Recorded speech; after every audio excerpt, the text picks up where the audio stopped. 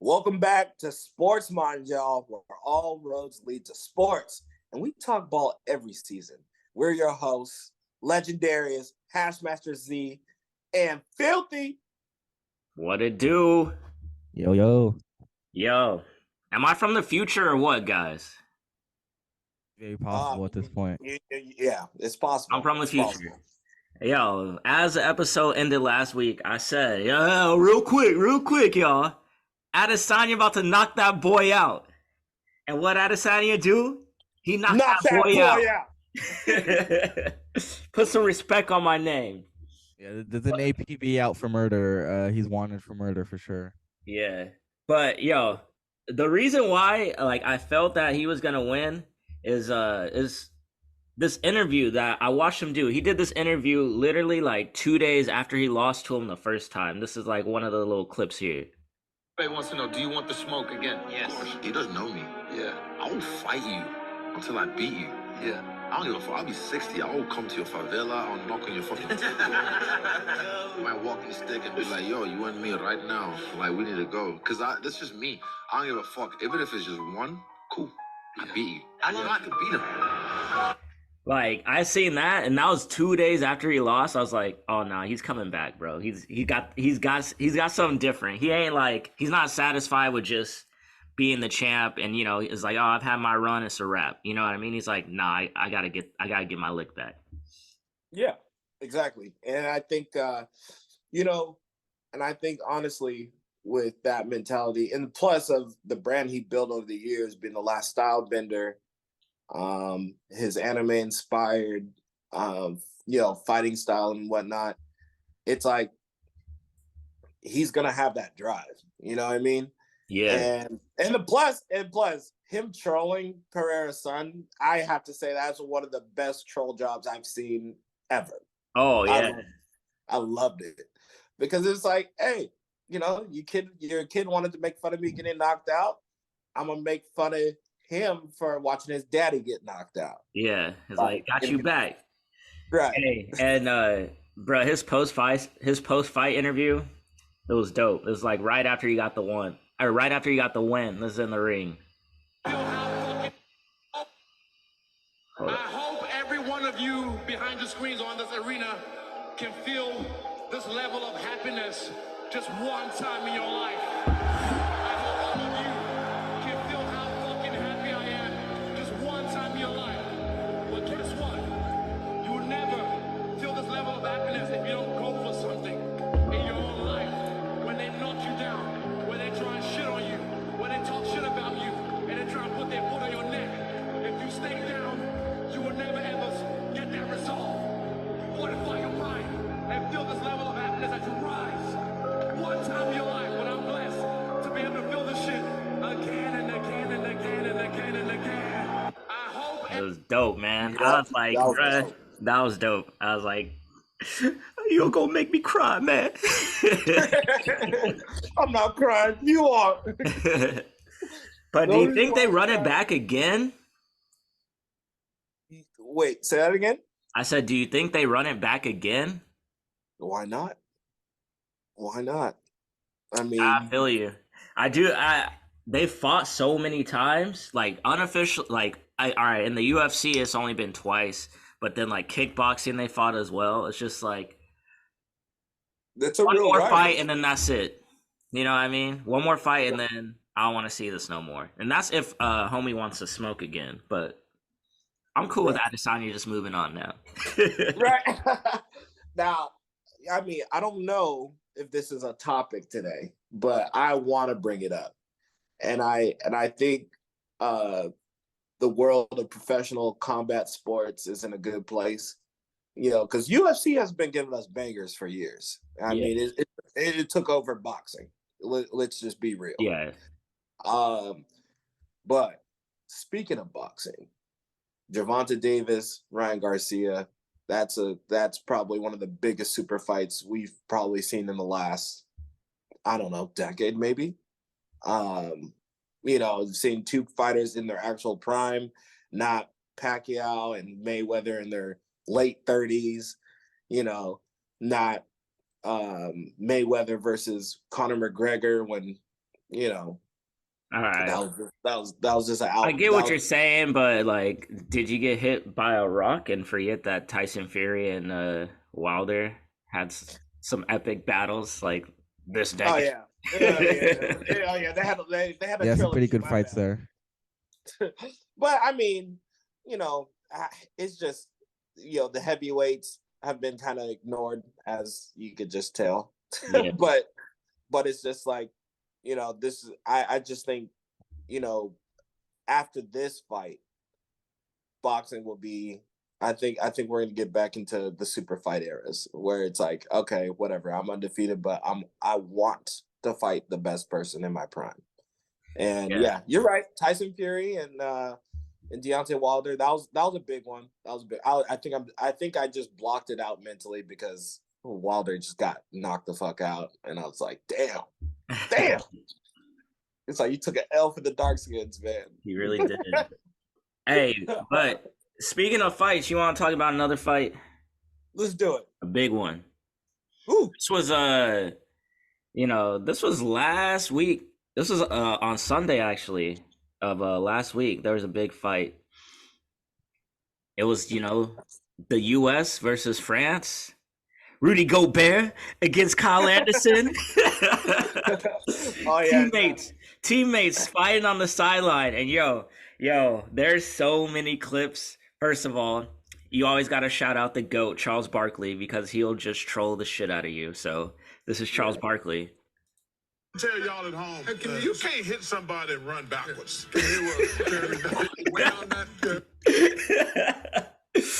Oh yeah, so Gobert throws a punch at Kyle Anderson, hits him in the chest, and then he did really start running backwards, because I was like, did he really? And then I was like, let me watch this again. Man's was backing up. Yeah. That's how they teach y'all to fight in France, huh? Right. And then back up and they're like, no. Bro, honestly, I wouldn't even call that a punch. It was a celebrated shove. Yeah. And it was like, do something, hold me back, hold me back. Nah, bro, you gotta fight now. Yeah, that's the kind of hit where you're not really trying to fight. You're just kind of trying to throw that warning hit, oh, we can fight, but everyone's looking at you like, what are you doing? Yeah, but if you throw the hit we can fight, you typically don't back away. You literally walk up on them we can fight. You know what I mean? It's just like, hey, we can fight. But we can fight if you want to. Yeah, but this is what Gobert said after he threw the punch. En français, je peux dire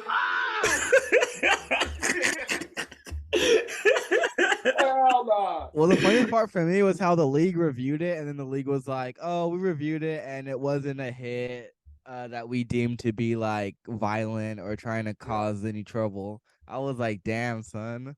Well, I mean, on top of that, let's ignite something, and then the league is like, that was some. This was a love tap. Yeah, that was a love tap. I mean, honestly, Draymond literally knocked Jordan Poole out, and he didn't get suspended. Right. That's true. They have to remain faithful to how they rule their stuff. You're right on that. So, and then this was Gobert on Twitter after the fact. This is what he tweeted out. Emotions got the best of me today. I should not have reacted the way I did, regardless of what was said. I want to apologize to the fans, the organization, and particularly to Kyle, who is someone who I truly love and respect as a teammate. Little did I know he's much tougher than Scalabrine. I thought he would back down like what Mamba. That did not happen. Damn, this is Woo! Oh man, it was hilarious, but. With all that being said, the Lakers still struggled, but we got that win against the Wolves. We walked them down straight up. Oh, what a pivot. Schroeder, ice in his veins. And let me just say, I was disgusted watching this game, looking at how fucking garbage D'Angelo Russell played. Yeah. It was long game for him. It's like, sir, please, just go sit down.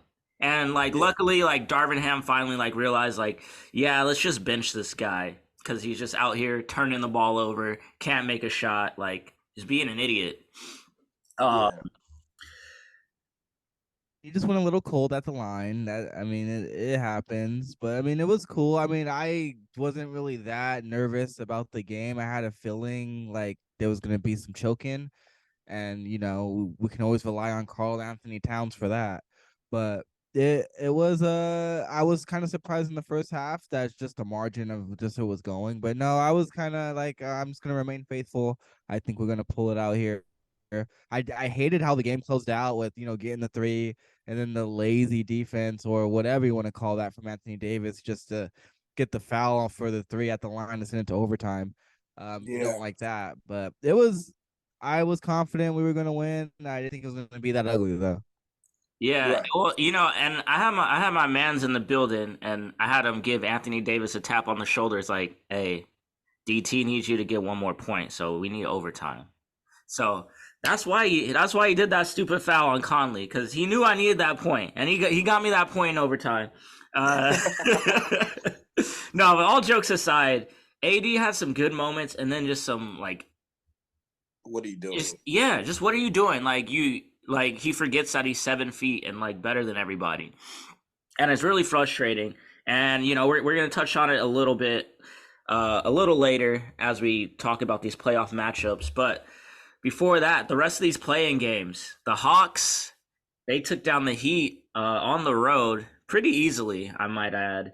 Yeah, very easily. It was one of the games I was just like, oh wow, I totally picked this game wrong. But yeah, there was just no fight. I mean, clearly the better team won, but it was just like, wow, okay. Yeah. Yeah. And then, did any of you guys watch the Bulls Toronto game? I watched the first half and I then watched. some parts of the second. I'm gonna Oh say man. this. I heard the MVP, so I watched it, but I heard her. Yeah. So Yeah, I saw that too. That was what the yeah. hell Uh, moment. I I would not have I don't mind the fact that I was watching on TV, but imagine being in that stadium, being near her. Oh my god, that would have been a nightmare. But even more embarrassing is just Toronto and the way that they got exposed, because I'm watching this game and it's me. I've never played in the NBA, and you know how NBA guys talk. It's like, you never touched the ball, you don't know nothing about nothing, whatever. So I'm watching, and the Bulls down 18 is like, you know what we're gonna do? We're just gonna put our center, who can shoot, Vucevic. We're just gonna stretch him out so that Toronto doesn't have anyone in the paint.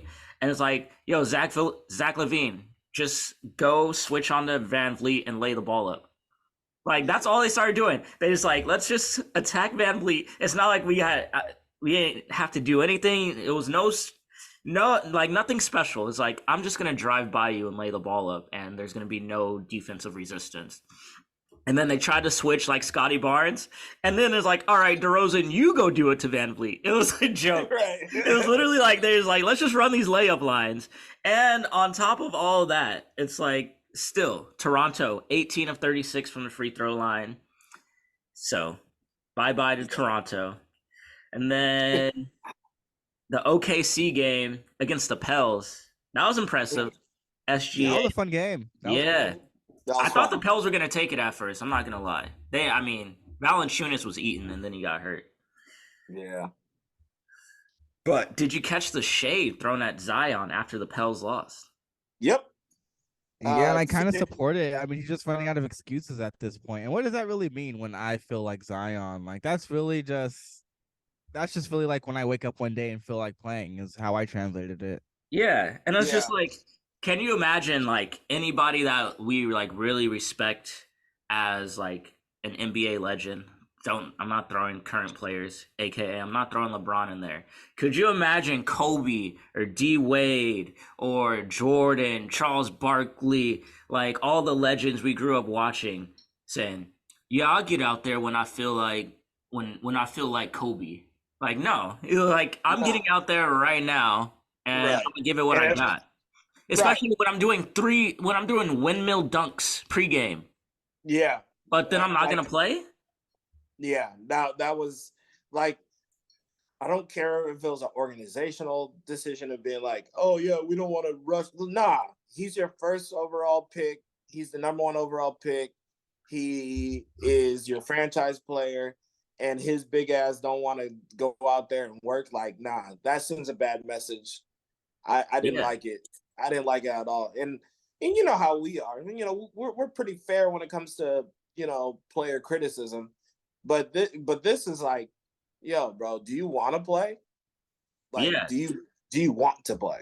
And I'm not gonna put it all on Zion. I feel like it is like this new, like the new, age of the NBA, where it's just like you don't have to be 100%. Why is it that everyone has to be 100% in order to play now? Because like that's sort of like the narrative that we're getting. It's like if I'm not 100%, I'm not gonna get back out there. Because you'll see guys, they're like, oh, they're injured, they're out for, KD is out for a month, and then when he returns, it's like I'm gonna play 30 minutes tonight, like. If you can Right. play 30 minutes your first game back, then like how many games could you have played 20 or 15? Yeah, exactly. You know, and I don't know. NBA over time just became more pampered and soft in some sense. If you want to be really harsh when it comes to like managing player injuries, it's like you don't want to lose them for the playoffs. Well, if they don't play, you won't make it to the playoffs. All Yeah. the Pelicans. So Well, Or it how also about just like looks a bad game because to make it to the playoffs and you still don't play? it just that looks bad because you're kind of close. I mean, right after the season can ends, it you're dog. close to draft season. So like you have the incoming NBA players or young NBA players talking like, "Oh, well, look at how Zion's playing. He still gets a bag and doesn't really have to play." You know, that sets a bad precedent for incoming players, Yeah, I whether they agree. think so or Yeah. not. And that's just something Adam Silver has to address going forward. Yeah, and Adam Silver, honestly, he's worried about the wrong stuff. Where it's like player mobility is ruining the league. No, players making up their minds that they don't want to play and sitting out and taking time off. That's what's hurting the NBA. Well, Period. they made a little bit of a pivot, but we can break this down. So they've decided that starting next year to be eligible for like any awards, MVP, All NBA, first, second, third team, any of that stuff, you have to play a minimum of 65 games. So it's like And I think that's fair. yeah, but still at the same time, it's like out of 82 games, like, can you guys just play like, 80%, please? Like, that's what they're saying at this point. It's like, you guys don't even have to play all the games. Just play like 65 out of 82 and like, we'll call it a day. Yeah, I mean, I don't see why It just not. looks bad. Like that Yeah, kind of because bargain has to be done just to even get that. Yeah. It's just terrible. yeah, Yeah. And all these like folks sitting out back to like, nah, bro. Like, even just to bring back another legend, Kobe, when he said like, I go out there to play every day because these people pay to see me. Yeah. Hey, hard earned cash. Like that could have been like their whole, the equivalent of their whole rent, for that week or something like that. I mean, Just to see that's their poor favorite money player. management, but I feel you. I mean, I'm not paying yeah, rent. I'm going to the Lakers game. I'm watching. I'm watching. He was like, I'm watching history. Like, And then they sit show up down. and it's just Like, Westbrook. God damn it. LeBron's not playing. AD's not playing. It's Russell Westbrook. Ah. You're watching bricks and air balls. Hell no. Yeah. Nah, but Well, it's going back to OKC real quick. What I really like though is just kind of what I was saying last pot a little bit. Like the players are, I just like the mix. They really play really good team basketball, and man, Giddy and Lou Dort was out there just getting it, Yeah, and it was just fun to see. And that's exactly why I was expecting, or not really expecting, but really thinking an upset would happen. If it was gonna happen, it would have been that game. yeah.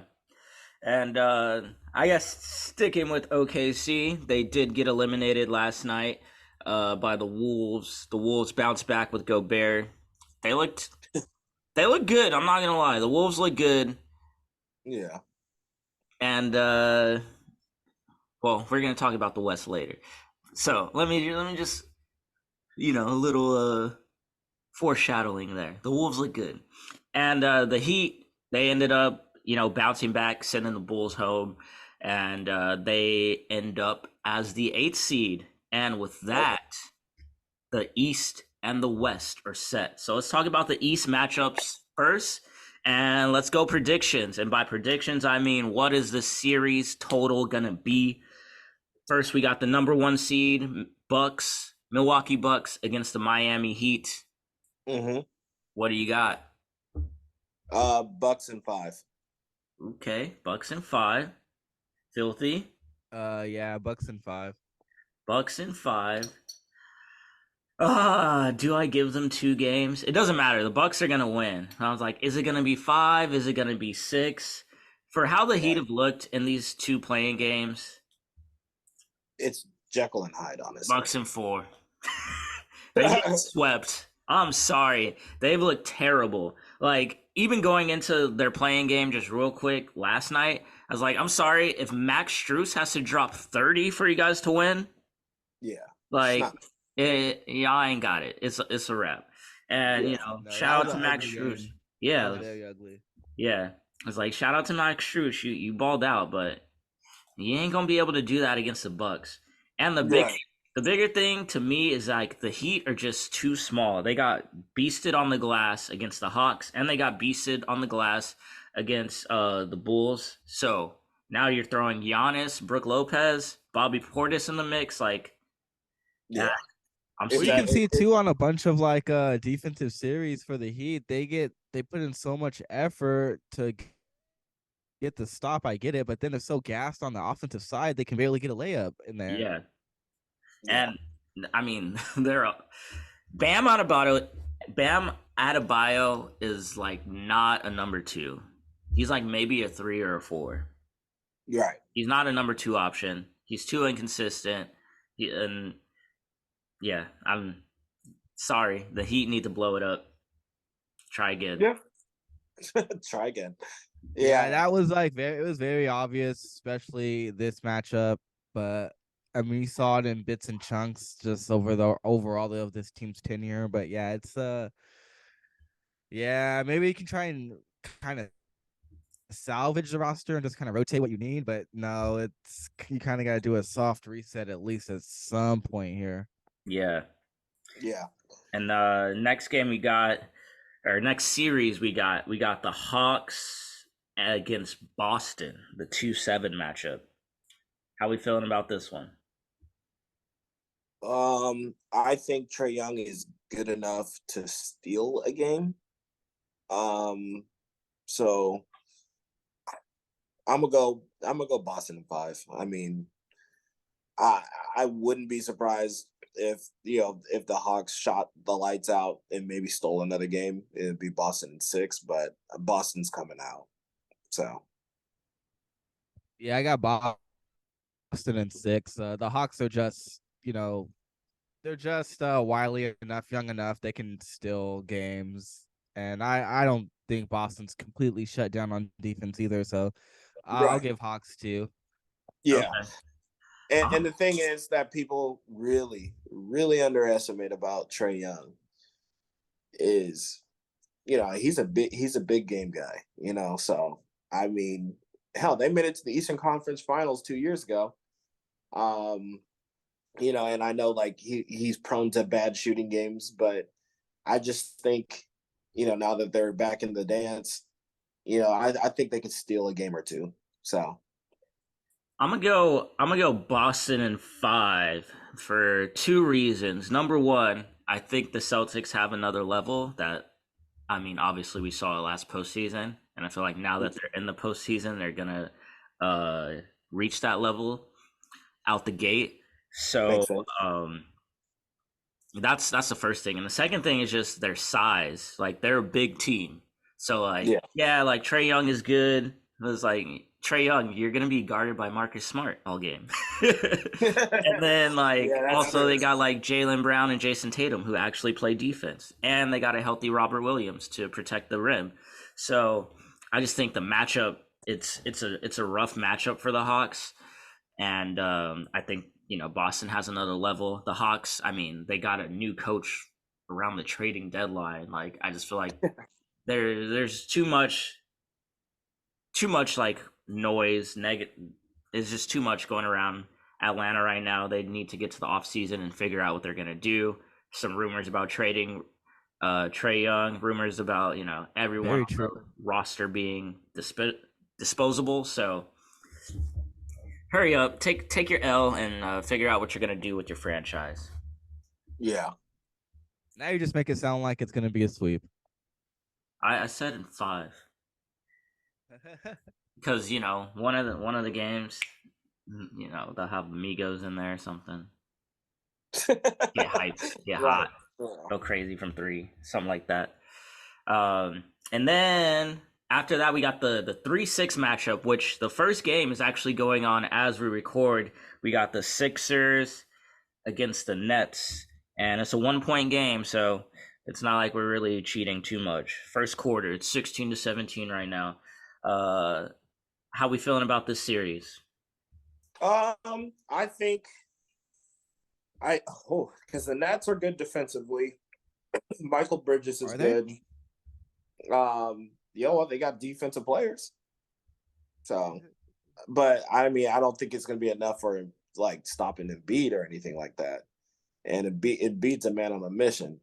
So, I mean, I'm gonna say the Nets. I'm gonna say the 76ers handle this, and probably I want to say 6 games, because in Doc Rivers fashions, there's probably gonna be 1 or 2 games where it's like bad coaching decisions, or maybe James Harden, has like a stinker of a night to where like Embiid could score 40, but then somebody else doesn't step up.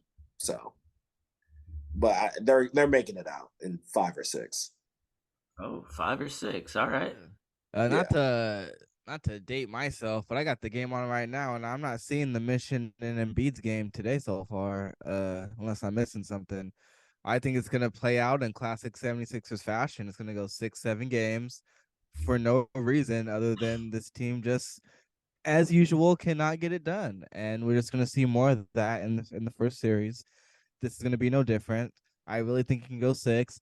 I think Brooklyn can probably still want to push it to 7, and that's how much I don't believe in either team. So yeah, if I have to choose one, I'll say a Sixers and a 6. All right. Yeah. I feel that. I'm gonna say Sixers and 7 for the same reasons that you said. Yeah. I'm just It's so bad. It's like, come on, you're a 3 seed for what? You're not gonna do anything. Yeah, it's like he's like, you guys realize that the playoffs is different than the regular season, right? So yeah, you're not going to get you raise your level of intensity. But yeah, exactly. This team actually needs to get blown up because they're actually making insane decisions. Yeah. It's like, what are you doing, man? What are you guys even doing? I don't see the brain power here other than, wasting money in draft picks. Yep. I 100% agree. So, Doc Rivers needs a new team. I get it. I'm not going to say negative things about him for obvious reasons, I guess, but the man needs a new team because he's just not getting it done here. Yeah, he's really not. Wait. What's the obvious reason? Well, I personally try not to, completely be negative with my black brothers and sisters. So I just don't want to completely drag this dude through the mud. But he needs a new team. So maybe a new set of players, maybe fresh set, I don't know. He's had enough time. He's not getting it done here. I still think he's worth being on a coaching staff in the NBA. Yeah, I'm not going to completely say that, but he needs a new something. I was like, when are we gonna address the fact that Doc Rivers is a fraud? The man won 1 title when he got gifted a team like KG, Paul Pierce, Ray Allen. Ever since that 1 title, he's done nothing but underachieve for over a decade. Thank you. It's like, I get it. We don't want to bash our folks, but sometimes you got to hold people accountable, and he's somebody we need to hold accountable. Because it's like, oh, black coach, this, that. Okay. He was gifted Boston. Goes to the Clippers with that team and didn't do anything and choked. And then Philly choked again. And I'm not giving them a pass. Mans has blown so many 3-1 leads. It's once you choke out with that Clippers roster, you really can't go anywhere else but downhill. But he choked twice with the Clippers, different times, up 3-1. Yes. It's like, you know what? Go ahead and walk us down. Yeah. We don't mind. I just think he'd be more successful just like as like an assistant position or just running an offense or something like that. Like you just do less, man, and Yeah. that's it. Just be part of something. Yeah, that I can agree with. So, And then last matchup in the East, we got the Cavs and the Knicks. ooh, this is going to 7. You got to go into 7? All right. This is going to 7. Who's I just winning? don't know who's gonna win. It's like I like the Knicks story more than I. Damn, and I like Spider. Spider-Man. It's a coin flip, but I'm gonna let y'all talk, and I'm gonna see if I can be swayed. I feel the same. I hope slash really want this series to go 7 because this just seems like the most fun in my head right now. Yeah. I think it comes down to health. I personally don't know what the health of the Knicks roster, including Julius Randle, is, but I think if they're 100% healthy, and the Cavs are, and I think in a 7-game series, I think the Knicks can edge them out. Right now, pending the health, just because I don't know right now off the top of my head, if the next team is not healthy, I think the Cavs come out in a 7-game series. Either way, I just really am hoping this goes 7. I'm really excited for this series. Same. Yeah. I got to go in 7, but I got the Cavs pulling it out. Okay. The Knicks are healthy as far as, or, quote, air quotes, healthy. Like Randall is playing. So if you're out there, be healthy enough. Yeah. I don't want to hear it from that point. So they got everyone out there playing. I just think, these are two sort of evenly matched teams, but it's the superstar factor. I know Brunson had his run last year with Luka, and even without Luka, in the beginning of that series against the Jazz. But I just think this Cavs team, they're a deeper team, they're a good defensive team, and they're big. They are Jared hella Allen, deep. Evan Big and Mobley. athletic. Yeah, like Darius Garland can go off at any point as well. So I just think, and Karis LeVert too. Like they got shooter, they got shooting, they got defense. I just think when it comes down to it, it's like who do you trust? Like when you need that shot, and it doesn't matter. Like pressure situation. Let's say Mitchell can't take it, Brunson can't take it, and it's like, all right, Quentin Grimes, we need you to make this 3. Like where it's just like Darius Garland, we need you to make this 3. It's like that's money. Or I don't even know. Karis Quickly's LeVert, been there that's too. money. Quickly's been kind of coming out at the right time too. And That's true. Obi Quickly, Toppin's playing solid And defense as well. I think they kind of Obi can Toppin neutralize is each so other in the right overrated. Don't way. get me started. And I mean, it's like and then plus this could be like a game. I mean, a series where Donovan Mitchell's like, "Yo, I wanted to be a Knick, and y'all chose RJ Barrett over me." Yeah.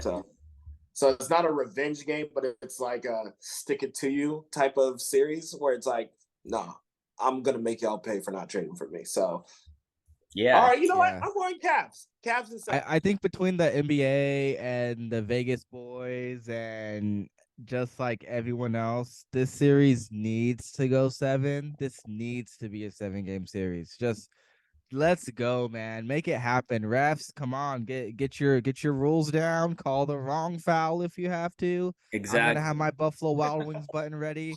This needs to go 7. I feel you. Yeah. All right. Moving on to the West.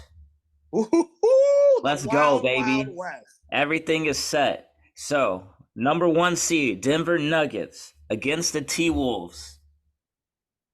Wolves in 7. What? I'm playing. But Denver in 6. Okay, Denver in 6. Oh my God. Filthy? Yeah, Denver in 6. Easy. Denver in 6. I got Denver in 5. I don't think so. Yo, this is their one chance to make a stand and at least show everyone that this is going to be a different sort of ending for them than the past. This is their one opportunity, and they have to take advantage now. It has to be this against the T-Wolves. So I'm gonna say 5. All right, I'm gonna say Denver in 7. Yeah. I For real. literally could see that. I could Because literally. because of what we've been talking about all year when it comes to Jokic. Cool, you put up the numbers, you don't play any defense. And the one thing we can say is Cat has been It's balling. gonna cook. And He's Cat's gonna been cook. balling. And Jokic is going to have to guard him, and he cannot. That, I think Anthony Edwards is good to go off for a game. Mike Conley's a vet. And then on the other end, like, Gobert is going to have to step his game up in terms Yep. of guarding Jokic. It's like, hey, man, this is why you get paid the big bucks. Guard him Yeah. all game. Like literally, this is what Rudy Gobert was brought here for. Yeah. Like this game, this series, and it's like, yeah, you know, we won't. Of course, you know, I feel what you're saying, Filthy. Where you're like, okay, you know, this is the game. You know, this is the series where you have to make the statement. It's not going to happen early. Yeah. It's not. No, we're going to see more of the same.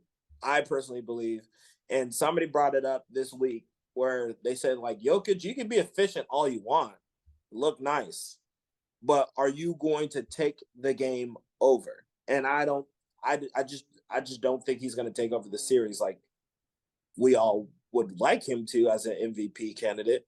But but that's why I'm saying Denver's going to, you know, allow T-Wolves to hang around before they finish them off. But I'm gonna say that it's really like it's gonna be Jamal Murray. He's gonna be the X factor for Denver. He's gonna go back to Bubble Murray because like that's the only way they're gonna win this series. Because two things: if Karl Anthony Towns can just like for once not be an idiot and like get in foul trouble instantly, it's like, hey, go guard Aaron Gordon. He let him shoot.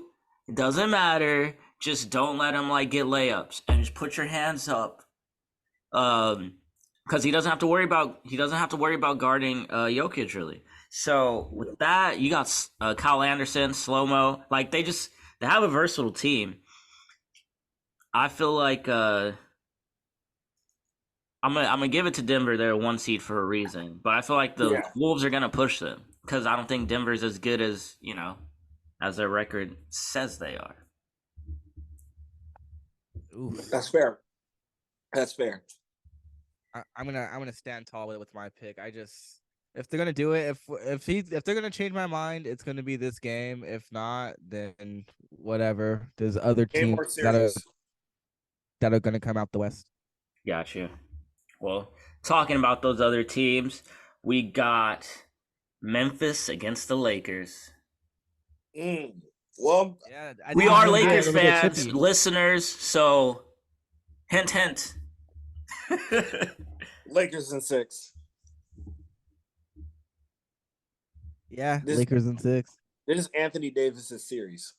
This is Anthony Davis's series. Yeah. And we've already have a good sample size. They're 2-1 against Memphis, but Anthony Davis of what he does to Memphis, that is insane. They got John Morant. I get all that, but you gotta. I think it's at this point, you know, we've all been talking about for the last 2 to 3 years, like, this has to be AD's time now. Like, you can't always rely on a 38-year-old LeBron James to bail you out. So this is your time. Well, given how that playing game went, he did rely on a 38-year-old LeBron James to bail him out. But I do agree with you that this has to be AD's series. There's no Steven Adams. There's no Brandon Clark. Literally, it's Jaren Jackson who cannot guard Anthony Davis, and Jaren Jackson who has had 5 fouls in every game that he's played against the Lakers. So he's consistently in foul trouble against the Lakers. After that, they got Xavier Tillman, who is a nobody. No disrespect. And after that, there's nobody. There's nothing left. But at the same time, let's not forget, we still do got that dude. LeBron James. Okay. I do expect LeBron to do some work this series as well. And we kind of got a little preview of that in this in the playing game. It was a heavy dose of LeBron and AD, and they just ran out of gas because we weren't getting much from D'Lo. But Schroeder came and saved the day, which that was a good sign that Schroeder. And one thing I'll say about Schroeder, he's built for the moment. He like Yeah. big games, he ain't scared, so he's built for the moment. I think that's gonna be solid. And then D'Lo, like we've always said, D'Lo's hot and cold. But Yeah. for us to survive a game where he was cold, that shows that we're gonna have some depth. And I feel like we are going to win this series. I don't care. Ja Morant, Ja Warrant, War on Guns, Lakers in 6. Yeah,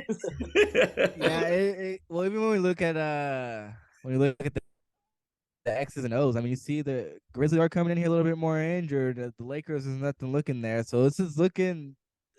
Things happen to fall right. They have to fall right for you in the playoffs, and this is looking like the Lakers series. I mean, all the stats when you look at it, the Grizzlies are the most productive team on defense when it comes to steals per game and blocks per game. But man, this is looking like this is the Lakers' opportunity to really steal one here and also make another statement. And it has to happen. 6 games, I think so. I think to go any sooner than that, I think we're just getting a little bit too disrespectful. But no, 6 games for sure. Yeah. All right, and then we got the Battle of the Bay, even though Sacramento's not the Bay Area. Okay, don't do that. But you'll be surprised to know how many people outside of the Bay who really think Sacramento is a part of the Bay Area. I know. Yeah. No, I hear it, and I'm like, please be quiet. Yeah. Please be quiet. It's not the Bay Area. But we got the Kangs against the Warriors. This is interesting. I mean, we know that Wiggins is back. Like, they got multiple guards. Gary Payton's back. They got guards to deal with De'Aaron Fox defensively.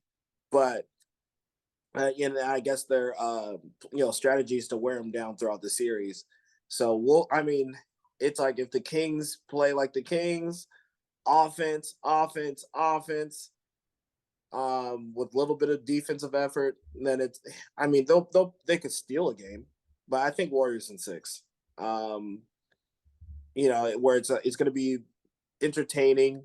The Warriors might lose a shootout, but then at the end of the day, Warriors are going to put down that clamp, take out the Kings. It might even go in 5, honestly. Oh no, filthy. Yeah, I think this is one of, and this is what I was saying so many pods ago about the West, where like it's not so much a team that's dominant, it's so much it comes down to like the sports story, and the West is full of them, and this one as well. You got the Warriors narrative, and they can't get it done on the road, or they can't get it done in the regular season. But if they get healthy at the right time in postseason, all bets are off. Versus the Kings, they haven't been here in so long, and that whole story. I think it comes down to that more than anything because that's what's going to really drive this series, in my opinion. In terms of the winner, it's kind of hard to say, just because both teams do have issues that the other will take advantage of. But man, I could see any team pulling it out. I kind of wanted to go 7 just because the points that are really available in this. Okay, 7, huh? I just think the Warriors are just way too battle tested. Stop. Bro. And hey, look, I don't. It's not like I don't like the Warriors. I just don't like their fans. So I don't like their fans either. I do like the Warriors players. I prefer them to lose, sure, but I don't see them losing to the Kings in the first round. And then if they do, then the Kings are the new We Believe team for this generation. That's true. Yeah. Well, if the Kings can actually put up some consistent defense, that would actually do something. But I just don't think they will when it really matters. And that's what scares me about it. Experience, of course. Well, if there is anybody that had a cheat code on how to beat the Warriors, it would be the Kings. This version of the Kings. Because their coach, Mike Brown, has been on the Warriors for the past decade. So he knows everything that the Warriors want to run, do run. It's not like they changed their offense at all. They have the same exact roster as last year where he was the assistant coach, and they win a title. So it's like, all right, I know exactly what it is that they're going to do all game. Like they don't change anything. So that being said, this series is going 7 games, Okay. but the Warriors are gonna win. I can't be so much of a hater just to be like, nope, Warriors getting bounced in the first round. And plus, I really don't want the Warriors to get bounced in the first round. Me being the petty person I am, want the Warriors to get sent home by the Lakers. Cause oh man, what a day that will be. That's like we don't even gotta win the title. We sent y'all home. Y'all sit down and watch us play now. Right. But I think it's gonna go 7 for sure. Kings have size in terms of like Sabonis. And yeah, we're always talking about the defense, whatever. The Warriors' defense has been atrocious this year as well, so I feel like it is going to be a lot of shootouts. And for what it's worth, De'Aaron Fox, it has been the most clutch player this season. So you can't say it's like, yeah, inexperienced, whatever. He this season he was the most clutch player. So I don't think they have a problem in clutch time. And I think Mike Brown, obviously, he's going to be coach of the year. Now's his time to prove it. And I'm also going to say, this is the end of an era for the Warriors. After the season, Steve Kerr's not going to be the coach anymore. Bob Myers out of here. You heard it first, April 15th. I'm telling you. Steve Kerr is going to go. Steve Kerr is going to be the GM. Bob Myers out of here. And they're going to get a new coach. Maybe their assistant coach is going to get elevated. And then they're going to blow the team up. Draymond has his contract issues. Obviously, they got beef between the younger players, the older players. It's run its course. Okay. Well, you heard it here first, folks. April 15th, 2023. And actually, it doesn't even sound far-fetched. So. Spicy. Yeah. And you know I'm from the future. Anyways, and then the last series we got the Suns against the Clips. The paper clips. I think this is another one that could go 7. But in the Suns' favor. Either way, I'm favoring the Suns this series. Like, yeah, Clips are a deep team, very deep. Mm-hmm. Which is why I think they could steal 2 to 3 games. But I mean, KD. I mean, it's KD. It's KD. Like this is it's kind of I'm just gonna echo what Filthy said about Denver and other teams where it's like if you're going to make a statement, this is going to be the series to do it. So the Suns, you go out, get one of the best all-time scorers. Him and D-Book are going to be playing. I mean, it's just shoot around at this point. Kawhi, who's been playing the best offensive ball in his career at this point, is shooting the lights out. It's just all and of course a motivated Russell Westbrook, who's going to chuck up threes and fucking make bricks. But like, I don't know. Like, I think the Suns are probably going to get this in 6 or 7. That's just my personal feeling. I think so. This is another series where I was saying it comes down to a sports story again. The Clippers persevering through the Paul George injury, Kawhi coming back at the right time, playing absolutely insane, and the Clippers team No, I'm sorry, I don't mean to say clipping at the right time, clicking at the right time. And they're right here in round 1 in the playoffs, trying to make some noise versus the Suns, who went out and upgraded their offense and got a KD who's also getting healthy right at the averaging his 30 minutes leading up to the postseason. And now here we go. It's balls to the wall. Do I believe either one of these teams outright can beat the other? No, I don't. But it's the sports story that's going to push one team over the edge, And I think at this time, I believe the Suns sports story a little bit more than the Clips. At the end of the day, I am a Clippers hater. The Clips going to clip it up. Is Kawhi going to do some nice stuff? Absolutely. Of course, that's what he's there for. Will Paul George come back? Who knows? We'll see. right? Is Ty Lue great? Sure, yeah, he's a coach in the NBA. But KD comes back, and I think he reminds everyone why he's that guy. And I Yeah, think we see a version of the Suns offense we don't normally see, with Chris Paul absolutely unlocked, and Devin Booker playing when he needs to be, and Ayton not really showing up all the time, but showing up in crunch time selectively when it has to be done. I believe the Suns take care of business in 6. yeah. All right. Well, let's see, Legendarius. I feel like this is gonna be the battle of narratives that we always hear. Is it the bench? Is it the deep team that matters? Or is it the superstars that matter? Ooh, We're going to find out, because obviously the deep team is the Clippers. They have a lot of vets. They're deep. Even without Paul George, they're deep. The Suns have the stars. But what if the stars get in foul trouble? Huh? They're done. What if we just go at, who is guarding Kawhi? Because it's either going to be KD or Booker. It's probably going to be KD, right? What if KD gets in foul trouble because he can't guard Kawhi? What if Devin Booker gets in foul trouble? What if Chris Paul gets in foul trouble because he can't guard anybody? And what has been the narrative with the Suns all season? Man, they keep calling fouls on us. We ain't getting no free throws. They getting all the free throws because all we do is foul. That and they settle for jump shots. They don't attack. Yeah. So I can't. Oh my God, it's a hard one. Yeah. I think this series is also gonna go 7. I'm gonna give it to the Suns in 7. But if Paul George returns for Game 7, I'm giving it to the Clips. Ooh, I like it. I like it. Spicy. Wow, what a condition!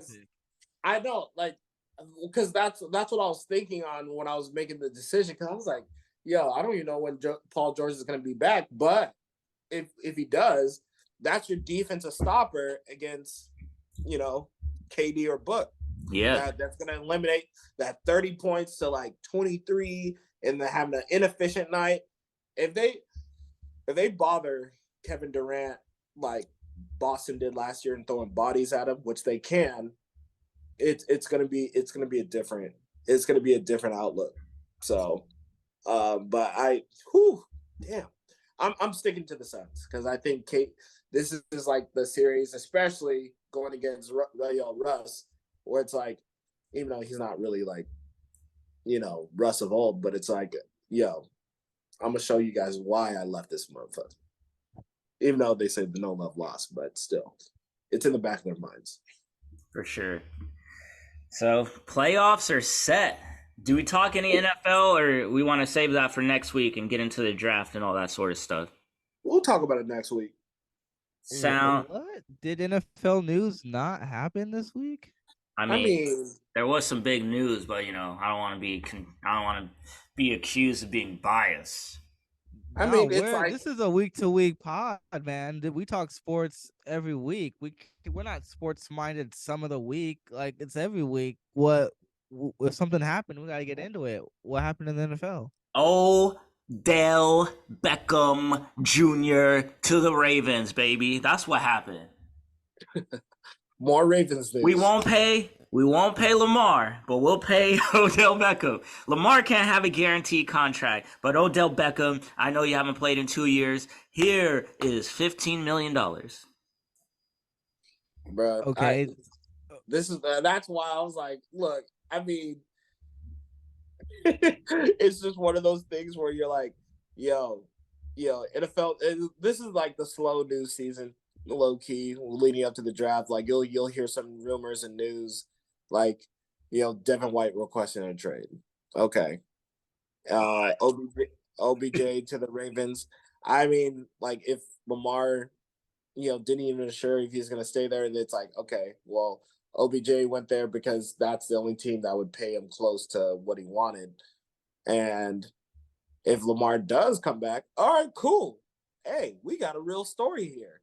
But that's why I'm saying, like, it's news. But yeah. Apparently Lamar was involved in the recruiting process. Like they talked on the phone and all that. And they also did celebrate after Odell did sign. So it's something. Even Sounds like though, it moved the needle. huh? I said it sounds like it moved the needle in a Yeah, direction. yeah. But Odell, he did have the soundbite. I didn't get any assurances for anything. Life's uncertain. I think that we don't know what's going to happen tomorrow, the next day. We only know what's happened in the past. So to me, it just was excited about the possibility of that. My thoughts would be that he would be here. I know that these two want him to be here, and at the end of the day, that's going to be up to them. I like that bite. I don't like Colin Cowherd though, so that's good. I will say this. If you dissected everything he said, and of course with the news coming out where Lamar did recruit him, just once again, just doing the journalism mind here, tells me that Lamar's most likely going to come back and play this last year on the franchise tag.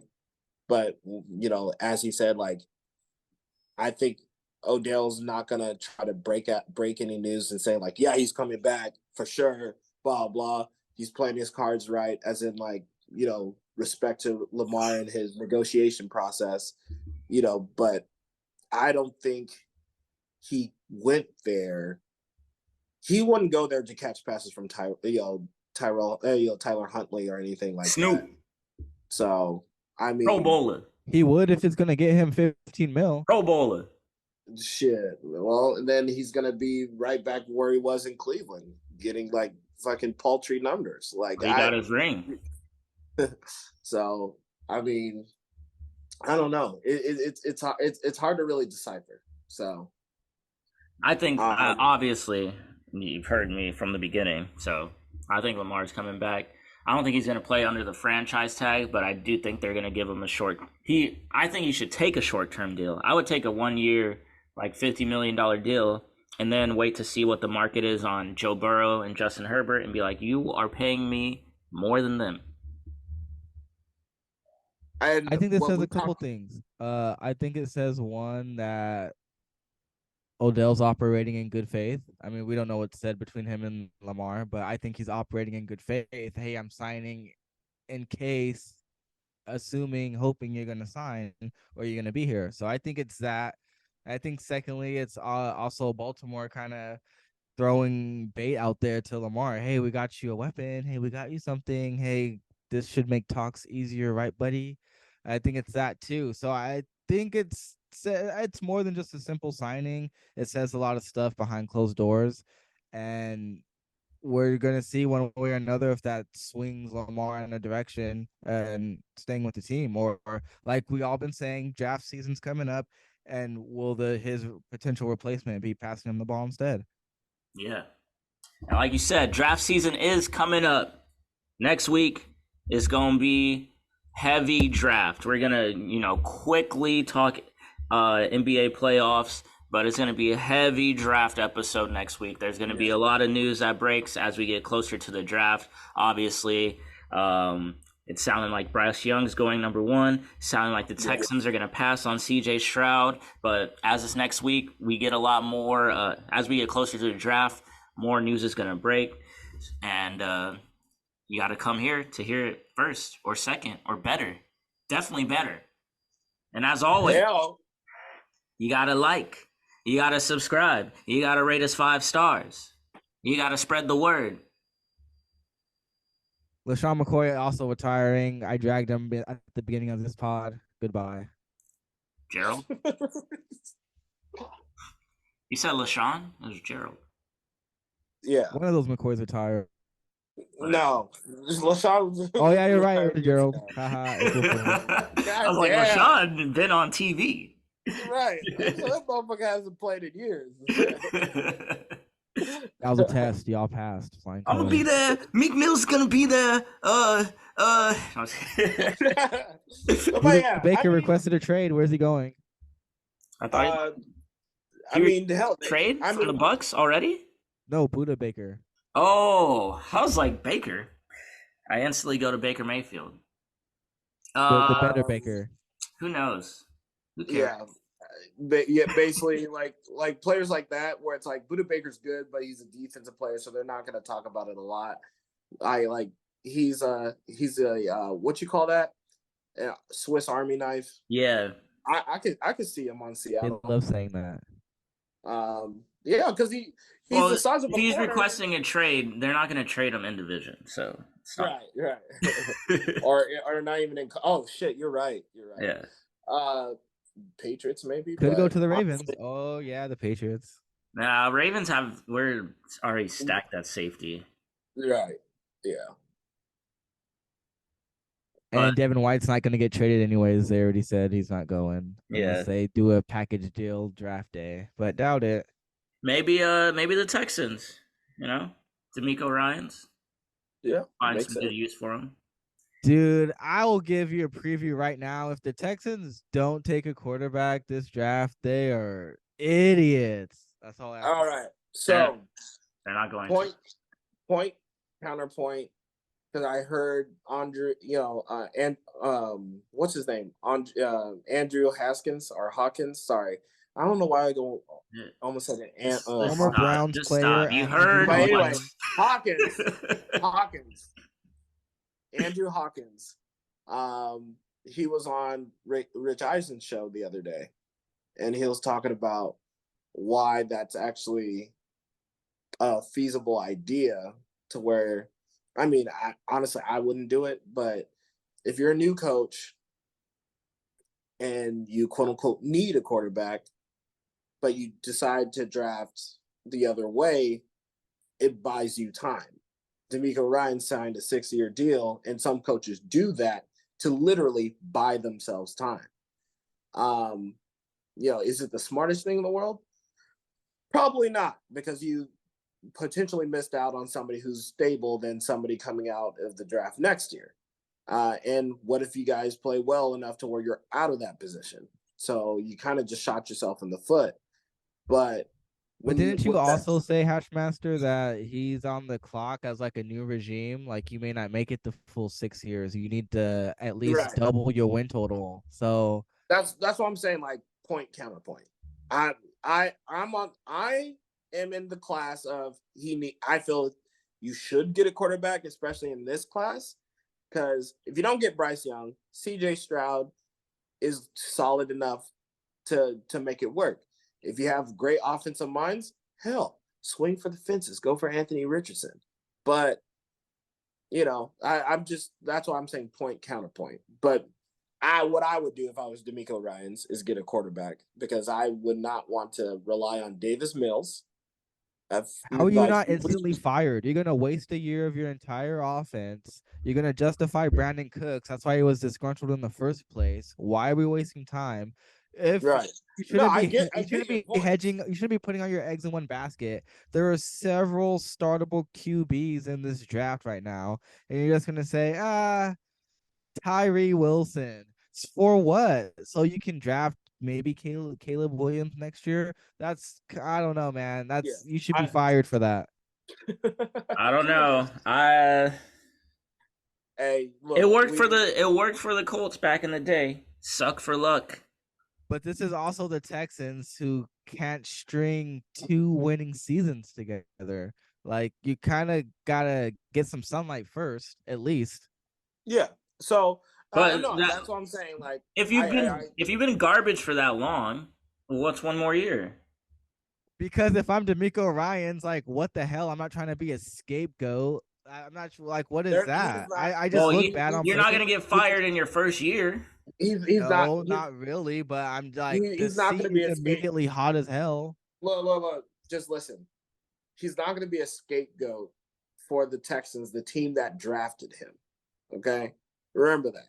That's what he signed there because that's where he started, and they believe in his vision. They know his coaching tree, and the Shanahan coaching tree has been doing pretty damn well. So they're going to listen to his consultation more than anything. And what's his calling card number 1? Defense, right?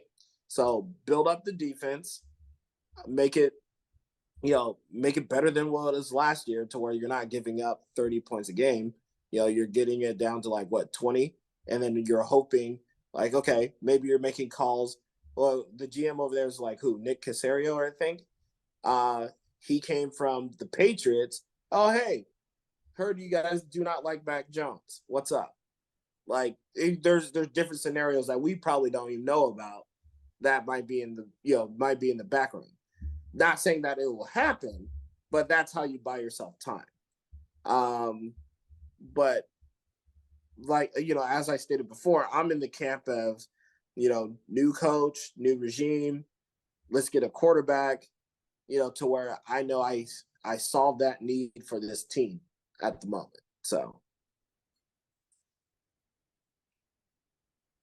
Damn. All right. I'm not gonna. I just think he has time. If you sign a 6-year deal, you at least got 3 years. I would suck for a year and get Caleb Williams or Drake May, and then go from there. right. But at the same time, and I don't want to go too deep. This is gonna be our last point here. At the same time, last couple years, let's go back to Myles Garrett. When everyone's like, "Oh, you got to get the edge rusher, like just get the best edge rusher," and you guys are set. Are you really? Like, does Myles Garrett really change anything for the Browns franchise? How about Chase Young? Like, all these edge rush, because that's what they're saying. It's like, oh, Will Anderson's the best player. It's like, is he really going to make that big of a difference? Does Myles Garrett make that big of a difference? Does Chase Young make that big of a difference? Like, no, but a QB does make that big of a difference. Right. Because he has the ball every play. Dictates the game. Yeah. And if you do get a pass rusher, like, what do they say? Like in betting stuff, it's like, all right, quarterbacks they're good for like 1 to 2 touchdowns a game. Like, and like a receiver sometimes is like barely half a point. That's actually like crazy to think about. And then when you have somebody who's defending that, where it's like, okay, pass rushers, you go after the quarterback, blah blah. That's like, 1 sack a game, maybe. And that's still like, that's a 17 sack season, which is not very common. Yeah. So you ain't getting 1 sack, fumble, return for a touchdown a game. So, it's an interesting debate to have. Like, do you want to go like the Eagles route, where you load up on pieces and just have, like, I'm not gonna say Jalen Hurts is an average quarterback, but that's what he started out as. Or even like the Niners, like, all right, we have a lot of pieces and we have average quarterback Jimmy G or average quarterback Brock Purdy. And that's what DeMeco Ryans came from. So maybe it's like, yo, we don't need a quarterback at number 2, at least not right now. Let's at least wait a year, see what we could do with all these pieces. And then if we suck, then we'll get Caleb Williams or Drake May next year. But interesting, yeah. We'll talk more draft. Interesting conversation. Yeah, we're gonna talk a lot of draft next episode. Yes, sir. But like I said it once, I'll say it again. Like, subscribe, follow us on Instagram, TikTok, rate us 5 stars, spread the word. Enjoy your weekend. By the time this drops, it'll be Sunday. Let's go, Lakers! We're winning game 1. LeBron, triple-double, game 1. All right, I like it. Wow, big things been said today. Big things. That's all we do out here. All right, we out, y'all.